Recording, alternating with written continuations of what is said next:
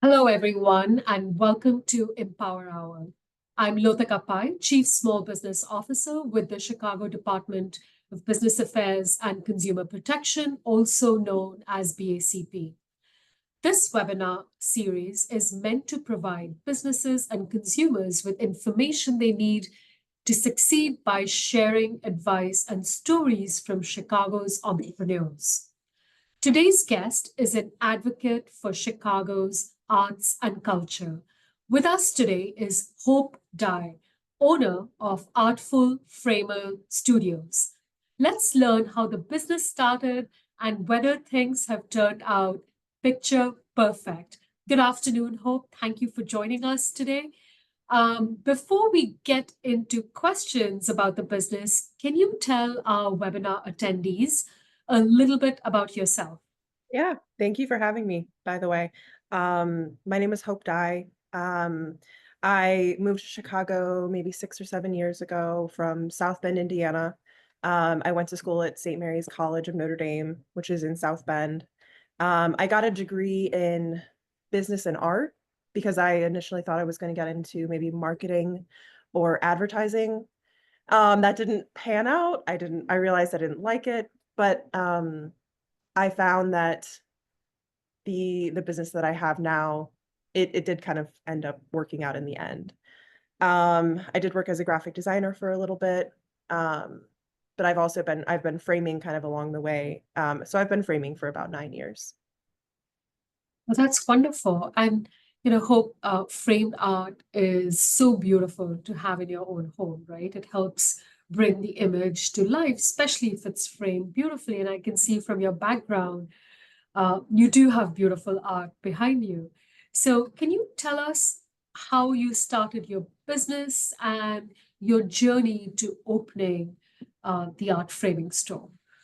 Yeah, so I actually took a slightly different route than a lot of people do with owning a business. I was working at this shop. I moved to the city in like 2019, and my shop is in Lakeview East. I was looking for a job when I moved here, and I just kind of happened upon it, and I was like, "Oh, I like framing." I've been framing for a while. It was just like a very serendipitous happenstance. So I got a job here. COVID happened shortly after. I think the owners felt a little bit like overwhelmed by what was happening. They were a little bit older. They wanted to move out of the city. So, long story short, I ended up buying the shop um, that was already in existence. It had been running for 20 years, so I bought into like a hearty business. And I've owned it now for about we're going on 3 years in August. Wow, congratulations. And that's actually a really interesting story because you're right.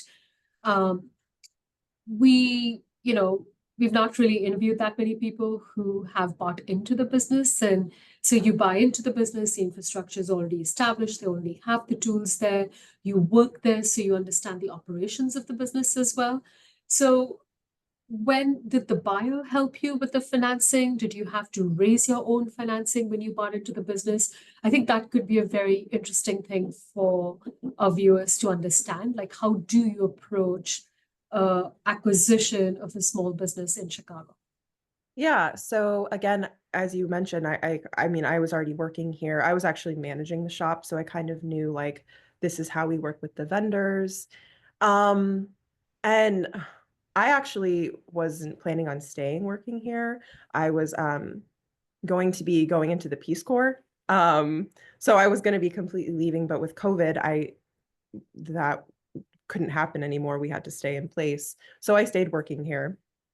Um, so when the owners presented the opportunity, I was not prepared to buy a business. I had, a light savings. So I pulled into that a little bit, just bootstrapping. I didn't have help from like my parents or my family for the financial elements. So I did end up getting a loan and then dipping into savings a bit. Okay. Thank you for sharing that with us. I think viewers would find that very helpful. So, why did you choose East Lakeview? And you said that you moved there intentionally first to actually live in the neighborhood before you even got involved with the business. So why East Lakeview? Well, I'd visited the city a few times before, and it's just a beautiful, vibrant neighborhood. It's very friendly. There's like just a lot that happens. There's a lot of festivals. There's a pretty well-known art festival.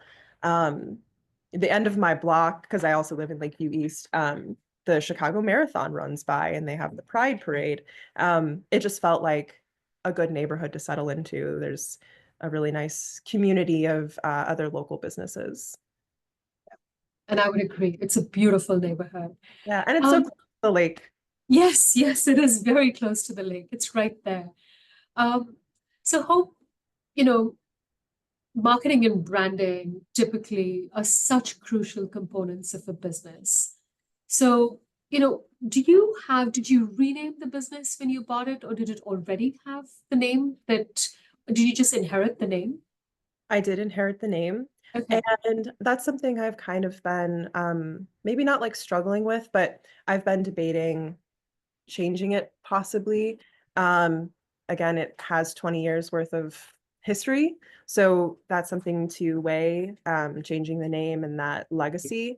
Um, a name change would kind of help me make it more my own. So that's something I've considered, and kind of I've talked to a couple of branding businesses about it. Um, so that may eventually happen. Okay. Um, so, let's get into a little bit more into depth about the actual businesses, right? So customers walk into your store, they can select frames that you already have available. They can have one customized. Can you kind of walk us through the customer experience process of maybe creating a custom frame at your store? Yeah. So I kind of break down in every order, I kind of break it down into two main sections. There's the design and then the execution. So the design is really hands-on with the client. They'll bring in a piece, a jersey, a picture, an art piece. I framed so many different things. Um, they bring it in and they lay it on the counter, and then my design mind immediately starts going. Um, but I like just pause and ask them what their vision is for the piece. Sometimes I like to get a story about it. Um, and that really helps build, that starts to help build a relationship with the client as well. Um, I kind of hear about what their vision is for the piece, where they had in mind to like put it in their home.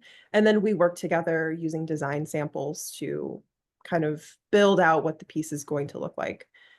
There's also some educational components. I work in conservation framing, which means it's going to preserve the piece for its life. Um, After the customer leaves, that's when I get working on like ordering supplies, chopping. That's where like the physical process happens, behind the scenes. And then I have been trying to work on my Instagram. So I try to document the process as well. I find that people kind of like to see that. And then once it's finished, client comes and picks up, and hopefully they're happy. And that's it's very thoughtful, the process that you've described. Like you're really holding the customer's hand throughout the entire process, except for the back end piece of it, which you have to do anyway for everything. Yeah. So thank you for walking us through that. So Hope, when a customer asks for a custom frame for a piece of work or a photograph, it typically probably means that the image actually means a lot to them. So, what are some of the challenges you face when you're framing something very delicate or an intimate piece? And, do you have any methodology to overcome those challenges? And again, have you had unhappy customers that once the customized frame is complete, they want something completely different? It's so subjective, this process. It is. Design is very, very subjective. So again, like I tend to have repeat customers. You kind of get to know what they like and are they more particular about certain things. So that's helpful.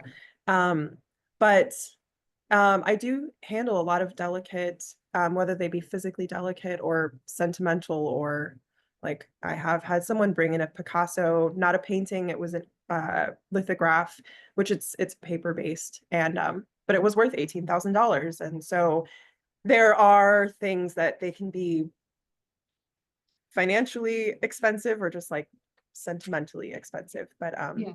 there is always the risk of damage. So there are protocols for preventing damage from happening, like wearing gloves when you're working with a piece. I store everything in acid-free folders, tucked away so that they're preserved before they're put into a frame. Um,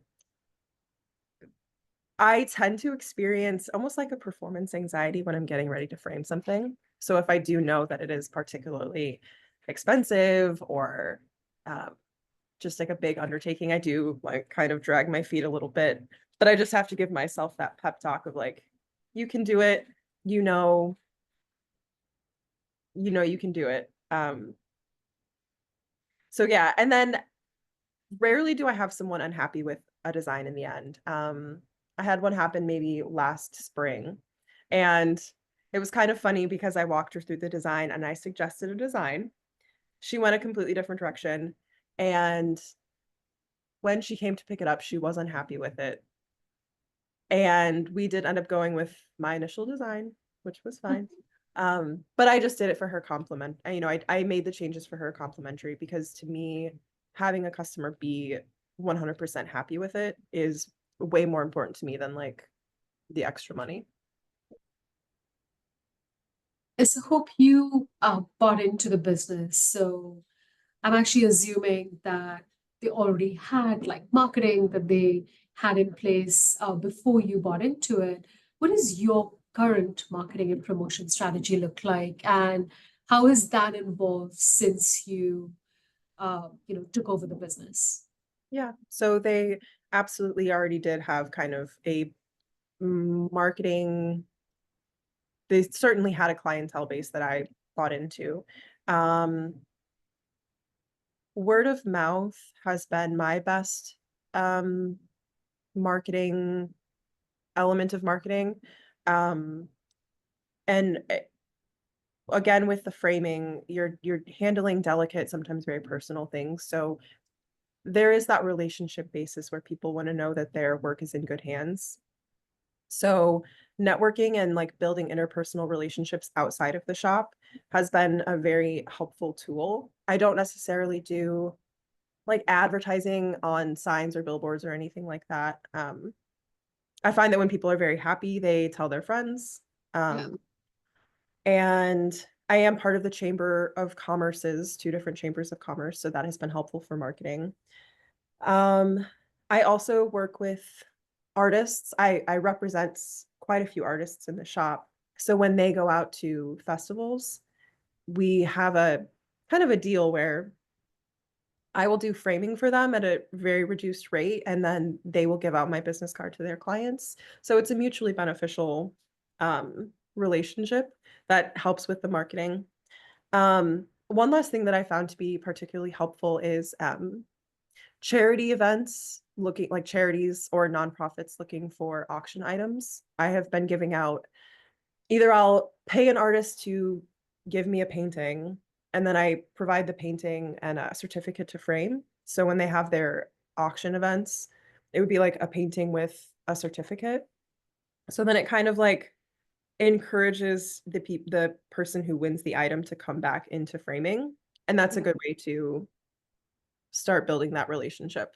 So that's been a unexpectedly successful marketing tool that also helps the community. Yeah, no, this is so interesting. So I'm going to drill down a little bit more on something that you mentioned that your studio partners with artists, you sell art, and that's all in addition to your core framing services. So how do you select artists that you feature? Yeah. Um, so it's funny, you make friends with like one artist and then you make friends with all of the artists. It's a community. So yeah, it is. I have met at least, oh God, I mean, just a handful of artists from a relationship with like one or two key artists. So there's that. Um, I love Instagram. So I'm always like flipping through. I try to follow new artists as they catch my eye. All of the art in here is by local artists. So I love going to the art festivals in the summertime. They're wonderful. I really like the Bucktown one is great. So as I'm that's a good way to kind of like test just the vibe of the artist and the vibe of their art.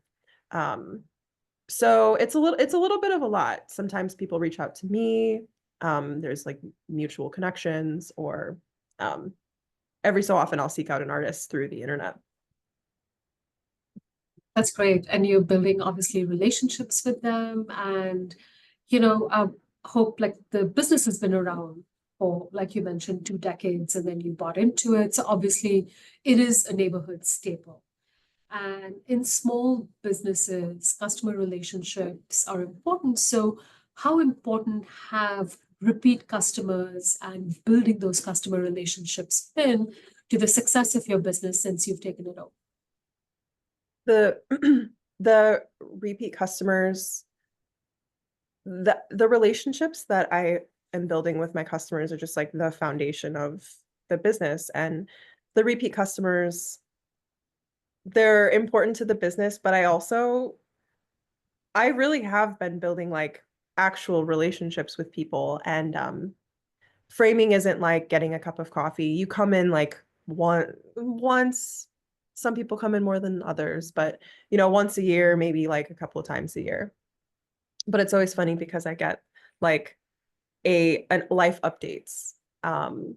As so there are people that, I've been working here for a few years now that I've seen, we're engaged, now we're married, now we're having a baby.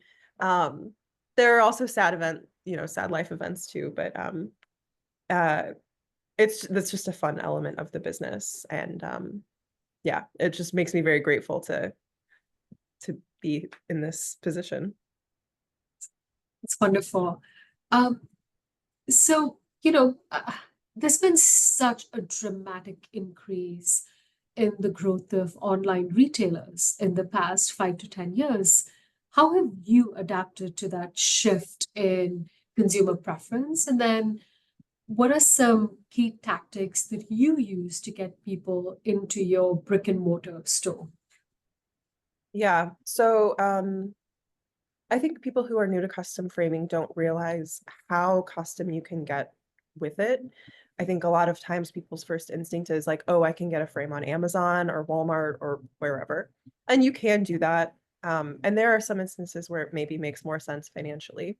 But if you have a special piece and you really want to make it shine, going into someone who like really knows what they're doing, or they have a really good design eye, it just totally makes the difference. So I try to lean into giving people an experience as opposed to just an item. Um, and that's kind of leaning into that differentiation between like off the shelf, or so to speak, off the shelf versus custom, has been a helpful tool for making custom framing like worth it. It's just having a good design eye and giving people the reassurance that their items are going to be taken care of. Yeah, no, I couldn't agree with you more. The pieces that I have that are custom framed are my favorites. It showcases the piece of art so beautifully. Yeah. Um, so I kind of want to shift gears and talk about money a little bit more because it always takes money, like in your case, to start a business, you had to take a business loan for that. Have you needed capital to grow your business, like in the past 3 years, for working capital needs to buy supplies? I'm, is there anything you'd like to share with our attendees? This is such an important part of running a business, is making sure you have access to capital. Yeah. And so I can kind of share a little bit more about how I acquired the business. I was kind of unexpectedly presented with an opportunity, which again is not like a lot of people's stories. Like I didn't really have a business plan, or I just didn't know how to go about it. So my first thought was, okay, I need money. Where I feel like I was so unseasoned on like what to do. So I was like, I'll just go to the bank. So I went to a bank and I opened up a business bank account, and I just said like, this is my idea. Can I get a loan? And the banker was very kind. He was like, that's not exactly how it works, but like, how much do you need? And the amount that I needed was actually too small for what they were willing to give me. I also didn't have necessarily like the credit that they needed to feel comfortable to give me a loan. So the bank was out. They recommended, there are a lot of organizations. They recommended, it's called Allies for Community Business. I think it's Chicago based. I'm not quite sure. Yep. But Yes, yes. so I worked with someone there, and the amount that they were willing to give me was then too small. So I was stuck in like a weird place of I don't need enough, and I don't. I was just in a weird place. So um, I ended up getting a loan from a place. It's almost like a predatory lending place. It was called. I don't want to give the specific name, but the um, the APR was really, really high. It was like 28%. So I did get the loan that I needed, and I was paying this really high interest rate. I ended up getting I ended up refinancing like with a friend who is a family friend. We were talking about business, and we had a very candid conversation about like what was your loan? What are your loan terms? When I told them my APR, they were like, "That is insane. We have the money. We'd love to invest in your business." So they gave me a new loan, and I'm paying them back in interest, but at a much lower rate. Um, I have also looked into grants. There are a lot of like women-owned business grants. Um, so yeah, that's kind of my story. Yeah, no, thank you for sharing that with us. Um, so, you are in this beautiful neighborhood which hosts many, many small festivals. Um, so how important has it been for Artful Frame Studio, the business, to actually be involved in the community? Do you participate in these events? Like, just how do you build that community around you? So I was hoping to maybe get a booth in the Lakeview East Arts Festival this summer, but it's a big undertaking. So I think I'm gonna move that into next year. But I have kind of infiltrated it in smaller ways by again working with local artists. So there'll be two artists that I work with that will be in the Lakeview East Arts Festival this summer. So Yeah, I'm providing their framing, and they're gonna host some brochures and business cards for my business. So again, I'm mutually beneficial. But being a part of the community is so important. I do work with a couple of other local businesses in the area. that's great. So PACP has partnered with over 60 neighborhood business development centers, and these are, the city's boots on the ground, right? So we work with chambers of commerce, we work with business service organizations. You mentioned previously that you had worked with two chambers. You know, can you share with us which ones and how they were able to help you? Yeah, so I am a part of the Lakeview East Chamber of Commerce and the Lincoln Park Chamber of Commerce. My business is on Clark, right, kind of near the border of the two. Yeah, Um, I am on the marketing committee for the Lakeview East Chamber of Commerce. So we kind of brainstorm the different like bar crawl ideas and the wine strolls and stuff like that. yeah. So it's nice being a part of that because I feel like um, I'm just like tied in with what's happening. Um, Sometimes I feel like it gets so easy to get lost in all of the emails of like, this is the event happening here and here. So I'm trying to get in at the beginning. The Lincoln Park has some really great networking events. And they're the outreach coordinator. Her name is Linda. She's wonderful. She reaches out all the time just to be like, hey, we're having this event. We're having this event. Um, so the Chamber of Commerce has been really great at meeting other businesses, um, meeting other business owners, and just staying afloat, like staying aware of what's happening in the neighborhoods. Yeah, no, that's absolutely great to hear. Um, so, a final couple of questions on the business aspect of what you do. Trends are constantly changing in all areas of business. So, what are some emerging trends that you see as it relates to your business that you're potentially excited about? Um, and do you mean like with like framing? Framing, yeah. And Yeah. collaborating with artists, there are two aspects Yeah. to your business. Yeah. Um, so the gallery wall is big right now. And this is kind of this isn't something we used to offer when the business was owned by someone else, but I've been offering a service of um, helping people put together gallery walls. So Mhm. I've worked with a couple of clients now who they'll say, I have an idea to do a gallery wall, and I will help them kind of construct it. And like, instead of thinking piece by piece, it's kind of like dealing with it as a whole. So I've had a couple of clients invite me into their home and say, this is the space, this is my idea, how can you help me put it together? So that's been a trend that's been fun. Um, and I've also been doing like art hanging for people. So again, they have this whole collection of art and finding placement for it in the homes. So it's not really a trend exactly, but it is something that my business is trending towards, is offering a little bit more just variety in like the services and um, yeah. So, but a trend in framing that I actually am really excited about is patterning on the mats. So seeing a lot of like striped matting. Oh, So like matting is the like the yeah. paper border for those that don't know. And yeah, it's just there's been a lot more like it's like custom, which is super fun to plan. I can imagine. So hope this month, March, is Women's History Month. Are there any ways that either Artful Framer Studio or you personally are recognizing and celebrating Women's History Month? Yeah. So this is a new show that I just hung actually this morning with it's a woman artist. Her name is Jean LaCase.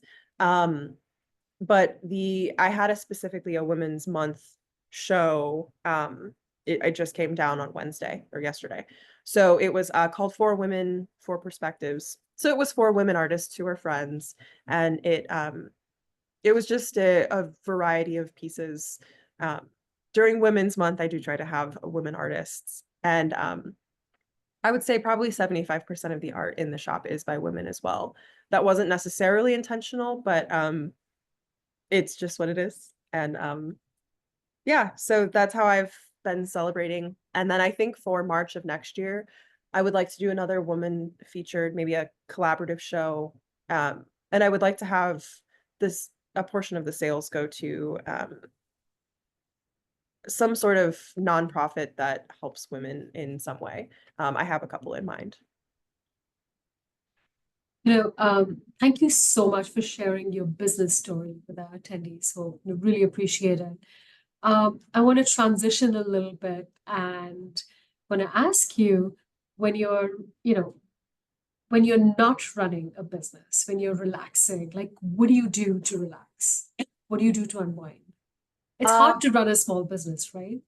it is so hard. And I am one of those people that if I have free time or a free day, I will be working. Oh, So I've had to be very good about taking like at least a day off, like a full day off. Um, and I actually started doing a monthly massage.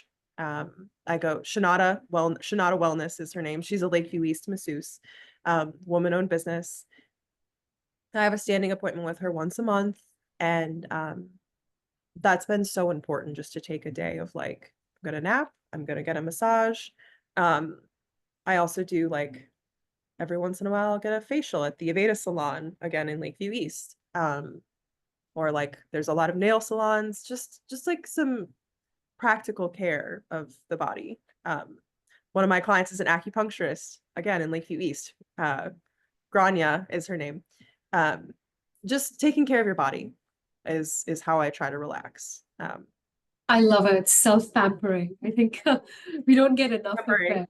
Yeah, Yeah, and I love that you are so intentional about spending locally, spending with other small businesses. yeah, That is something that we advocate for a lot here at BACP, for people to shop small, to shop local. So thank you for doing that. yeah. Well, and I do try to like I have clients that have businesses, and I do try to support their businesses too. It's just like it's like a circular thing. Like I'll support you, you support me, and it's a great uh having the business has been a great resource to finding other great businesses. Absolutely. Um, so, you've probably framed thousands of pieces. So, what is your favorite piece that you worked on with a customer? Um I people will bring it was an Hermes scarf. Is it Oh, um it was huge. It was like 4 feet wide. And we did this beautiful ornate gold frame, and it had a textured suede mat with like a little gold fillet. Um, I like to sew in my free time. So anything, a lot of pieces have to be hand stitched. So any fabric items like a silk Hermes scarf or a jersey, um, anytime I get to sew, it's fun. I love doing shadow boxes too. Um, I had a customer bring in a set of pocket knives. So we did a cool like collage kind of pocket knives in a shadow box, and that was just like a stunning piece. Um, so yeah, I have a million fun favorite pieces. oh, that actually sounds very interesting. The shadow boxes. Yeah. You know, I've only done them on my own, and it kind of looks okay, but having it done professionally might be a good idea. Uh, Yeah. so hope this webinar, as you know, is titled Empower Hour. Can you please share a piece of advice that can empower our attendees today who are listening in? Yeah. So, um, you had mentioned earlier about the online retail space and just like kind of big box stores. When you own a small business, I feel like you kind of realize that you're always in competition with someone bigger, someone like better. Um, and that can get really hard in a way. Sometimes it feels like we're working in a system that's like not super set up to like help the small businesses. Um, and that can be like really daunting. Um, but you have to just keep pushing forward. Um, and it's okay to like ask for help because there are actually systems in place to help the small business, even though it doesn't always feel like that. Um, so yeah, just keep pushing forward. Oh, I love that. That is such great advice. Like, I think not enough people ask for help. And like you mentioned, there's so many no-cost free resources that are available Yeah, in communities to help businesses and perseverance. You can't underline that enough. yeah. Uh, And I also find that, like you're running a business and sometimes it feels like you don't even know what you don't know. And so again, like just talking to people, it, it really helps you like building a community. It just helps you feel like, okay, I can do it, I can figure it out. Um, and you just never know what you might learn if you just ask questions.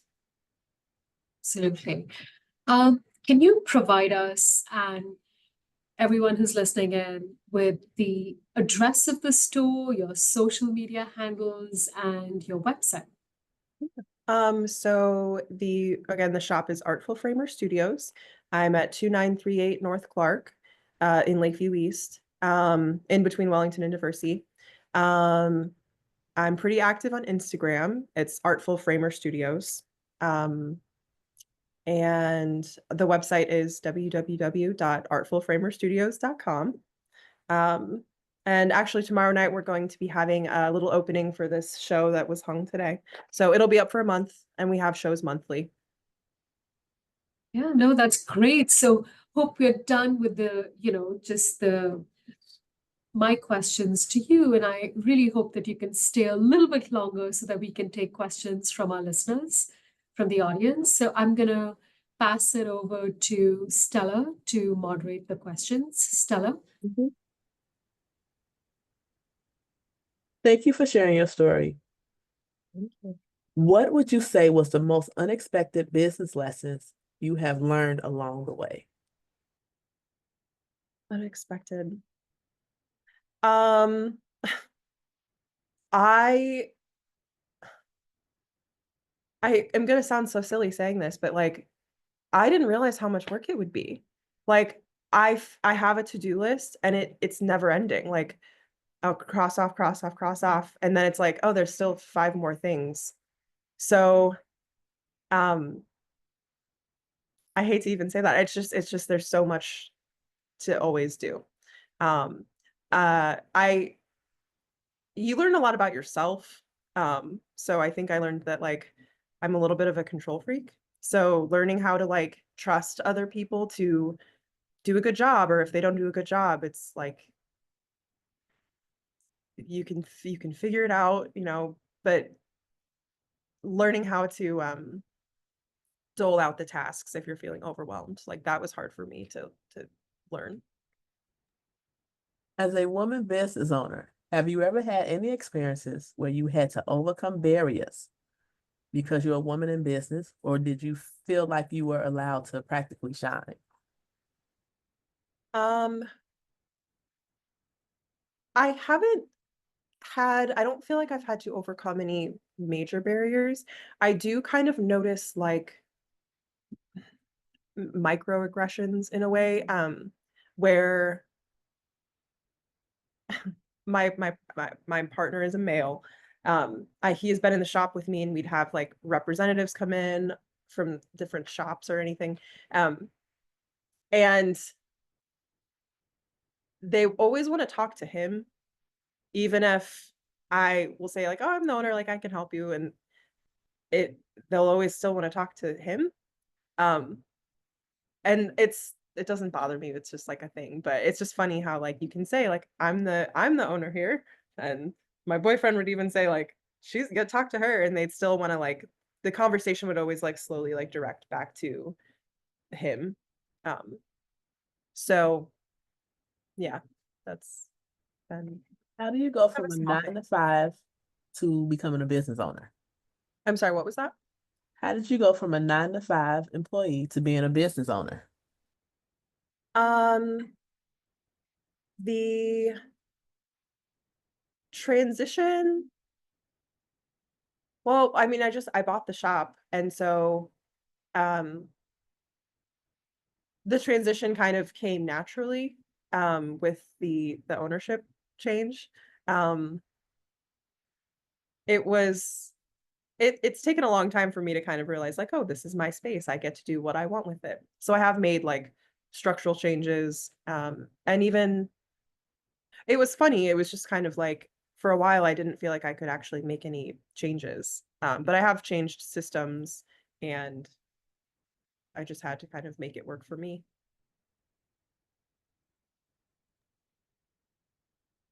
How did the customers feel about the change of ownership?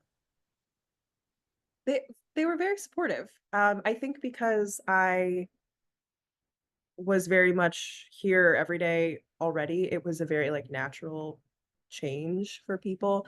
A lot of people were so super supportive, and the previous owner, who was also a woman, her name is Nancy Mertz, she's an artist, she's fantastic. She, um she helped me kind of transition, and she sent out an email of, like, that this is the new owner, but, um, yeah, the customers were super supportive, and a lot of them have continued to come. And last question, did you have to write a business plan even though you brought the business? Um, I I have, like, a loose business plan, and that's something that I'm only 2.5 years in. It is on I think on my to-do list to get a mentor from, like, either SCORE or the WBDC or, Allies for Community Business. There are a couple of the schools in the city that also work with, small businesses, but that's still on my to-do list to sit down and write out, like, a kind of point by point business plan. Um, I didn't really have one in mind when I bought the business, but I need to refine my vision a little bit because I do have ideas for growth, but I still haven't kind of cemented them in a business plan. Okay, Lotka, that's it. Yeah, no, it's so interesting the response to your last question, Hope, you mentioned all these organizations and the two Chamber of Commerce that you mentioned. BACP works with them, regularly over the past couple of years. We fund them to do exactly that, to work with small business owners, to get them ready with their business planning, with their marketing, with their community outreach efforts. And I'm so glad that you're tapping into these resources that the city of Chicago is very intentionally kind of cultivating across the small business ecosystem, across all 77 neighborhoods. So we're very proud of it, and we love hearing when someone's actually using the resources in such a productive manner. So thank you so much for sharing that with us. Yeah, And thank you. really want to say, Hope, thank you for sharing your journey from being an employee into a business owner, sharing your insights into being in a market that really relies on foot traffic, being in a brick and mortar, which enables you to build community around you, working with local artists. I found it very insightful and really, really wish you the very best of luck in the future as you grow and scale your business. So, Thank you. I was so yeah. happy to do this. This has been great. Thank Oh, you. that's wonderful. And again, thank you to all our attendees as well for joining today's Empower Hour. You can watch the Empower Hour today on our YouTube channel by visiting youtube.com/ChicagoBACP. And for more information on our next Empower Hour, please visit chicago.gov/business education. Hope, thank you. Thank you very much again. Welcome. Thank you.